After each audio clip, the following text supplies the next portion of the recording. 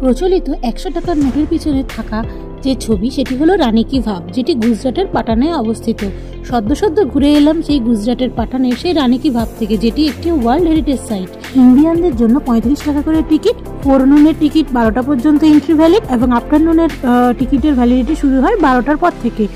এখানে রানী উদয়মতী তার রাজা প্রথম ভীমদেবের স্মৃতিতে এই রানী কি ভাভ তৈরি করেন, যেটি একটি স্টেপওয়েল। এর কারুকার্য শিল্পকলা অসম্ভব সুন্দর। সোলাঙ্কি রাজবংশের এটি নিদর্শন দেয়। পুরাণের বিভিন্ন কাহিনী, বিষ্ণু দশাবতার এখানে সুন্দরভাবে ফুটিয়ে তোলা হয়েছে। নারী মূর্তিকে দেওয়া হয়েছে অপ্সরার রূপ। ওখানে পার্কিং লটের বাইরেই রয়েছে টিকিট কাউন্টার, কেউ ওখান থেকে টিকিট কেটে নিতে পারে, অথবা আর্কিওলজিক্যাল সার্ভে অফ ইন্ডিয়ার সাইট থেকেও কিন্তু টিকিট কেটে নেওয়া যায়। বিস্তীর্ণ সবুজে মোড়া এলাকাতে গাছের নিচে বসার জন্য বেশ সুন্দর ব্যবস্থাপনা রয়েছে। টয়লেট এবং ড্রিঙ্কিং ওয়াটারের ফেসিলিটিসও। কেউ মনে করলে সরকারি গাইডও নিয়ে নিতে পারেন। ঘুরে আসলে ভালো লাগবে। গার্ড সাহেব থাকেন গার্ড দেওয়ার জন্য, কারণ একটি নির্দিষ্ট সীমার পরে আর নামতে দেওয়া হয় না। এরিয়াল ভিউ থেকেও খুব সুন্দর দেখতে লাগে।